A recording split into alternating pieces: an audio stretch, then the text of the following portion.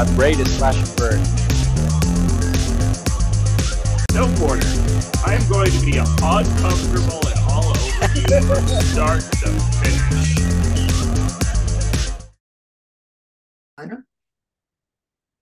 Hello, everyone, and welcome to another episode of Outside of the Box. And if you are a fan of NHRL Robot Combat, then you may know my guest today, which is Will Marchese, who has had a few robots, but currently Backlash Wave and Sea Dragon's Roar. And is also the person who took me out of the tournament in May, which honestly, retrospectively, like I was pretty happy about it at the time. It was a long day. So welcome to my show.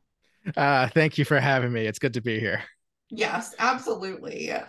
So to me, I actually thought that was an interesting event for you because I think from either talking to you or something, it seemed like your expectation was that Sea Dragon's Roar was going to do better than Backlash Wave. It's interesting because historically Backlash Wave has done better, but I've always considered Sea Dragon's Roar to be the more reliable bot because when Backlash Wave loses, it's usually because something on the bot broke. It's half the time self-inflicted.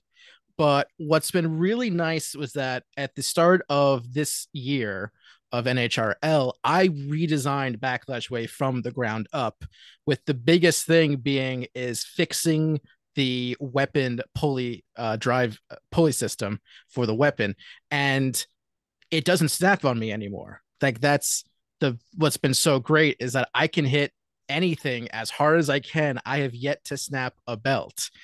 Even in my fight against Poor Apocalypse, he managed to cut the belt in half vertically, so it was only half the width, and it still worked. It's I guess more or less I cracked the code of what I wanted out of this robot, and now it's just turned into a bit of a fine tuning, which is great.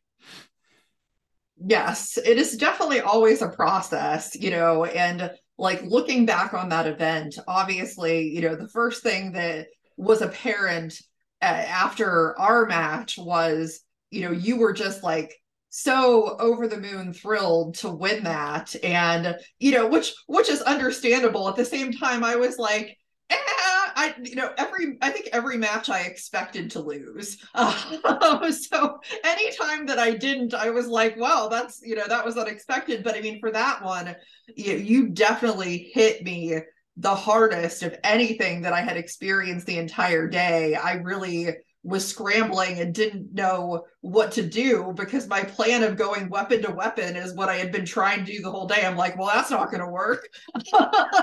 So it was actually a fun learning experience for me. But kind of talk about like how those emotions of kind of getting that deep into the tournament at that point.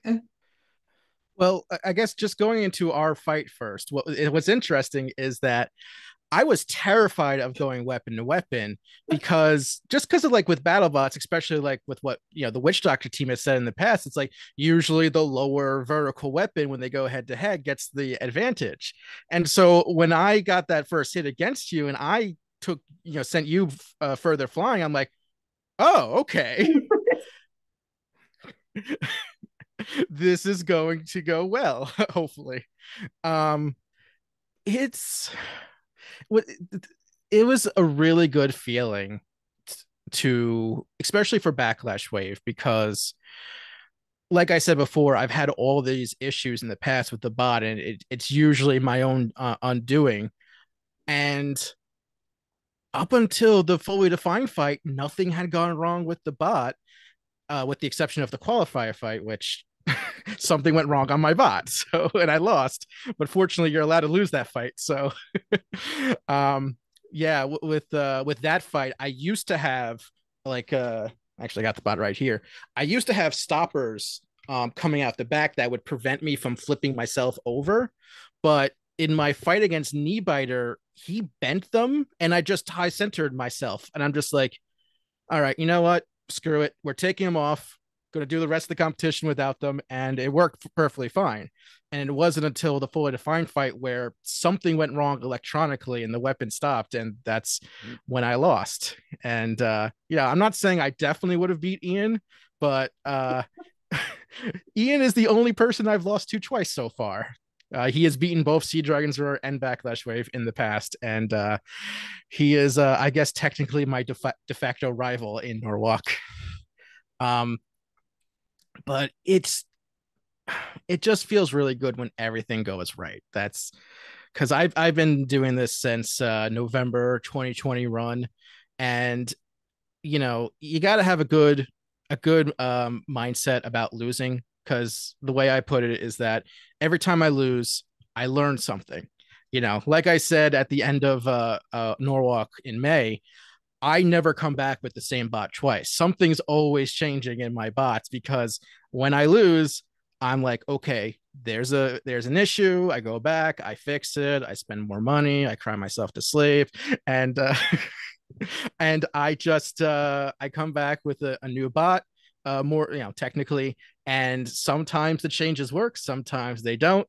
And I think that is part of the reason why Backlash Wave has the better record than Sea Dragon's Roar, is because the changes on Backlash Wave up until I did the complete redesign has always been more on the minute side. Always been a lot of smaller changes to them.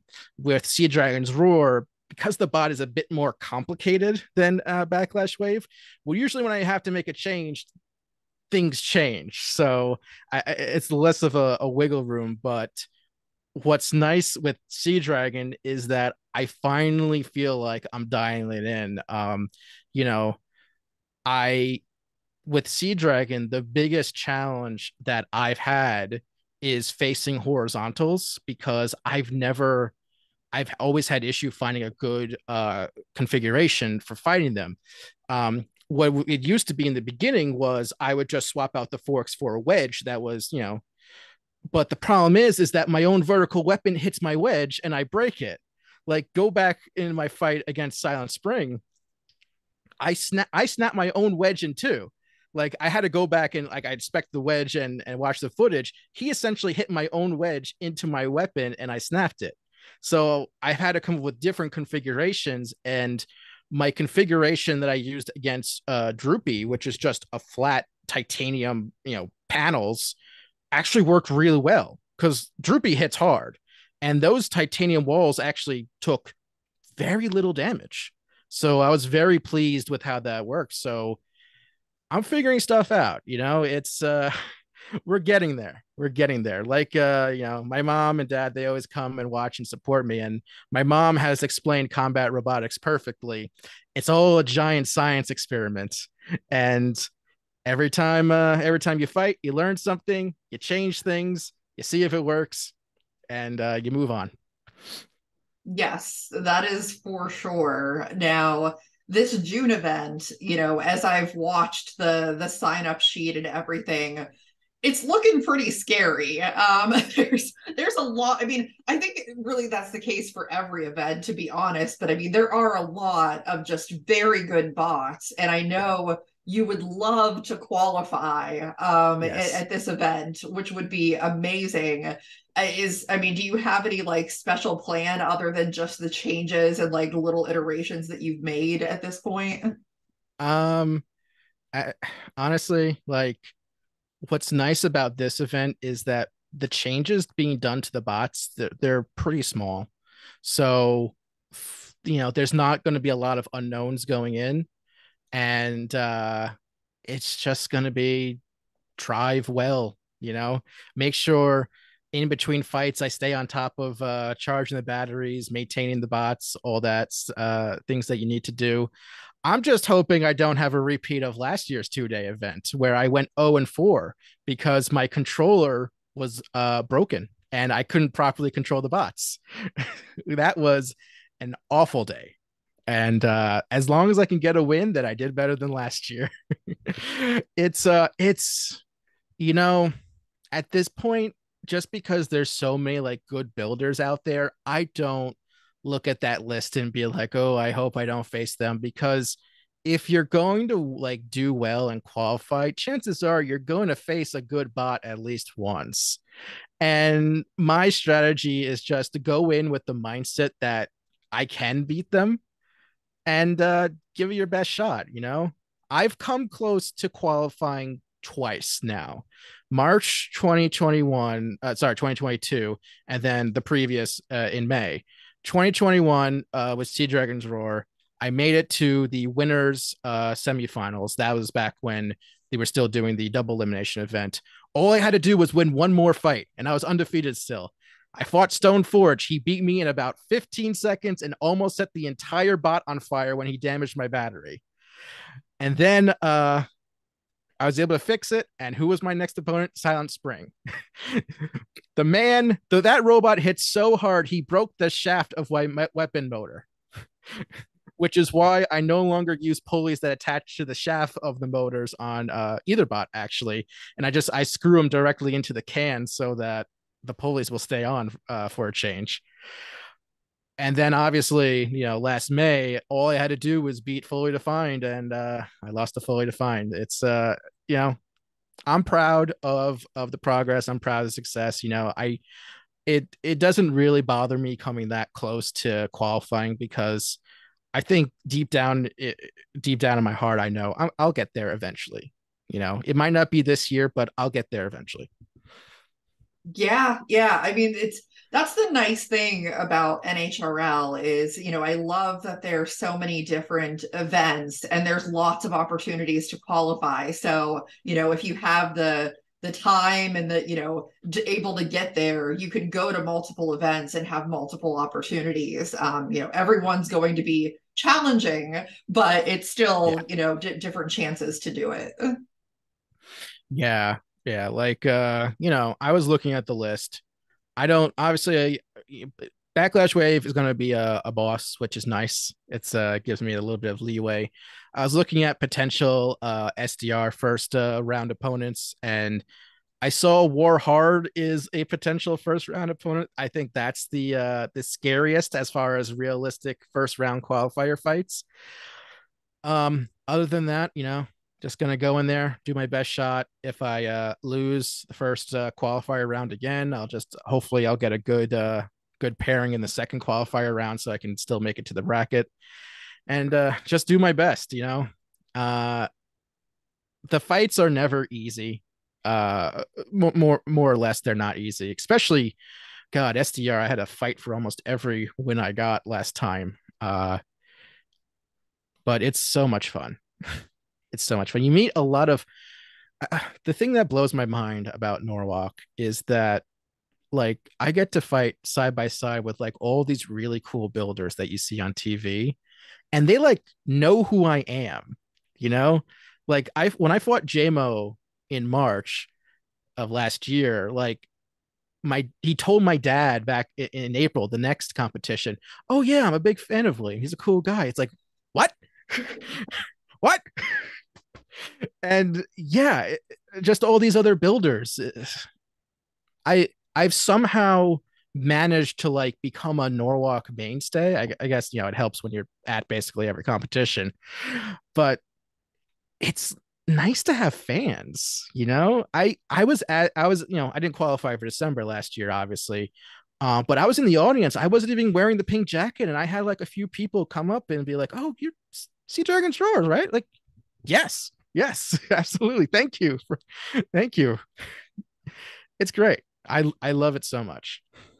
Yeah, definitely. And I think, I mean, that's a big part of it that I love, and a big reason, for my influence of doing the show in the first place. I think there's a lot of people doing amazing things, and most people just want to be like seen and recognized and be able to talk about the thing that they love to do. And that's what I like, is to give people a platform to be able to do that, because not everyone has that.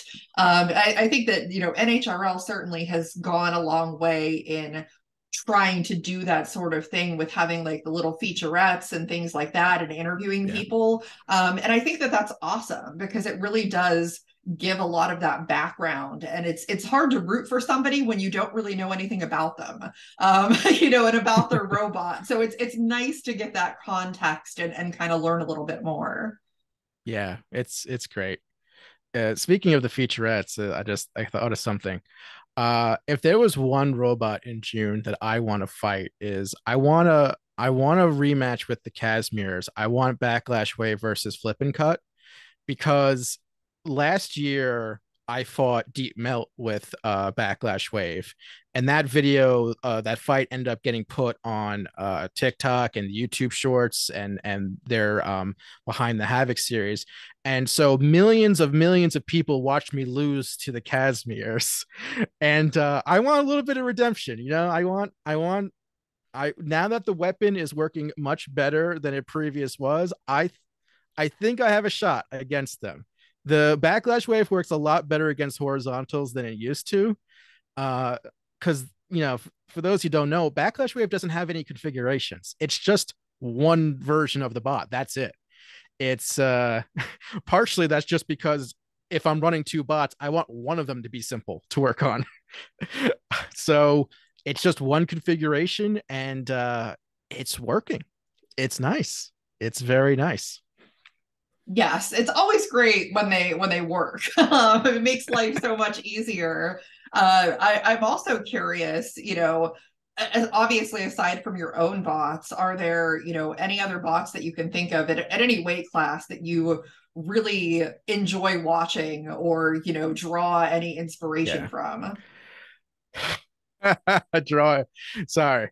When you say draw inspiration from, the first thing that comes to mind is how everyone compares Sea Dragon's Roar to Monsoon because it has the hinged weapon. But the funny thing is that it's not inspired by Monsoon. The inspiration behind that bot is because I was watching Norwalk and I noticed so many four-wheel drive verts that get turned upside down and they start driving very poorly and they try to flip themselves over and all that. And I'm just like, well, what if you make a hinge? Then you wouldn't have that problem with driving upside down. Like that was the inspiration by that. And people forget, like, Monsoon isn't the only hinged vertical spinner on BattleBots. Like, technically my bot is closer to Lockjaw than Monsoon. It's Lockjaw's hinge is way less noticeable, but it's technically hinged, and it's a four-wheel drive, and its weapon is much smaller than Monsoon's is. I think technically SDR is closer to Lockjaw. Even when I was first making the bot, I think like halfway through, I'm like, oh, I'm kind of making a 3-pound Lockjaw, aren't I? Which is nice because, like, I started watching BattleBots back in season 1 of the Comedy Central days, and Dissector, Tazbot, Donald Hudson's bots, big fan of his stuff. Back in the day, I would love bots like Toro, Minion. Fun fact, I actually dressed up as Minion from BattleBots for Halloween one year.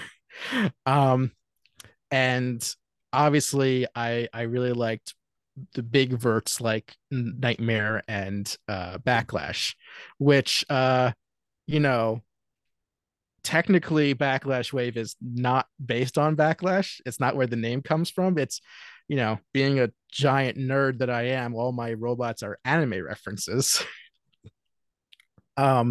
Yes, Sea Dragon's Roar is from an anime called Black Clover. Originally it was going to be called Black Bull, which is a reference from the same name, but I'm like, there's already a lot of bots that have black animal in the name, so I'm like, okay, well, main character Asta, he has a move called the Bull Thrust, maybe I'll call it that. And then I realized, that name might raise some eyebrows for people who aren't familiar with the anime. And then there's another character named Noelle who I'm a big fan of, and she has a spell called Sea Dragon's Roar, and that's what I called it. And so that's how we got there. Backlash Wave is a reference to the anime Inuyasha. It is the second finishing move that he learns, the first being Windscar, which is the name of my original combat robot, an Antweight named Windscar. And so Backlash Wave is loosely based around this bot. And it's the second form, so go with the second move, Backlash Wave. And that's, naming inspirations, that's where it comes from. As for like the design inspiration behind Backlash Wave, there's a few stories behind that. One is that it was the May new bots event that the first new bots event, and I wanted to compete, so I'm like, well, gotta make a new bot. And it was a bit of a let's say a call out in a PG way to anyone who had said that Sea Dragon's Roar's weapon was too small. So I'm like, okay, well, what if I made a bot with a big weapon? There, you happy now? And the I was looking at other like big blade verts like like First Law and Sepiol, and what they usually do is they put the uprights that land that stay on the ground right above the weapon. But what I've noticed is that sometimes they have issues hitting their opponents because of forks or wedges or whatnot. So I really wanted to put the legs that held the bot above the ground, just on the side. And I ended up calling it my anti ground game design, because the whole idea is that like even if you get underneath one of the legs, I can still like kind of drive at an angle. The weapon can still hit you some way. It's I guess in a way it's almost kind of like how Huge works, but just different. Yeah. Yeah, that's pretty interesting. And I would have never guessed that it was an anime inspiration. I was like, maybe he just likes the ocean or something. I don't know. So yeah, that's pretty cool in terms of the backstory on those bots. But yeah, I mean, obviously like there's going to be a lot going on with this June event, and the fact that you were able to bring both of them now, I think is pretty exciting, and we'll see which one does better at this event. It's yeah, it's so I got so lucky because a week before registration closed, I would have said, yeah, this ain't happening. And then all of a sudden the next week, a bunch of robots dropped. And all of a sudden it's like, oh, I should probably start working on Sea Dragon's Roar because I hadn't started. um yeah, Sea Dragon's Roar, I don't have her here because she is currently in pieces because Droopy did a number on one version, and I can you guys please stop breaking my base and top plates, guys? Please. I feel like every competition I have to swap those things out because you're always breaking them, and especially like in where the screw holes go. And it's like, well, look, if I can't screw it down, it doesn't work anymore. So please stop. Yeah, so I gotta fix that. It's going to be interesting because I don't have as much time as I usually do to finish things up at this point. Uh, but as long as I get one copy of each bot ready, we'll be good. I'm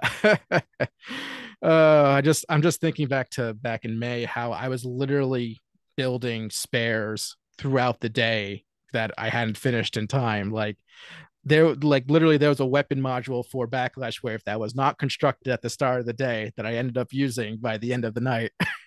And that might be where I'm at for this June competition. My one hope is that because there's so many 12s and 30s, maybe I'll have a little bit more time. Maybe not. We'll see. I think it'd be really nice to get to the second day this time around, top 16. My biggest dream, and I know this is so unlikely to happen, I want to be the first person to get first and second place in a Norwalk Beetle category, because it's happened in the other two weight classes, but it's so much harder to do in Beetles. I want to be the first person to get the $1,400 for taking first and second. And it could have happened last time. They were on opposite sides of the bracket. We'll have to see where they land. But if that does happen, I'm not going to be one of those people who say, "Oh, just pick this one." No, no, no. I'm gonna attach one of them to a separate controller. I'm gonna probably get my dad to control one, and we're gonna fight. I'm gonna put on a show. People paid money to see this stuff. You're getting a fight, one way or the other. Yeah, I'm actually glad that you brought that up, because I was going to ask, like, if you had to have them fight each other, like, how does that work?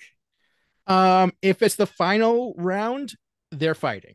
If it's any other round, I'm really going to have to like sit down and think, what's the smart move here? Because it's one thing if I destroy both bots in the final round. It's another thing if I destroy both bots in any other round. So it's really just going to come down to seeing how much damage the bots have, like realistically, what I can do with them the rest of the competition. All things being the same between the two bots, there's a part of me that would probably end up picking SDR over Backlash Wave because she is my original bot.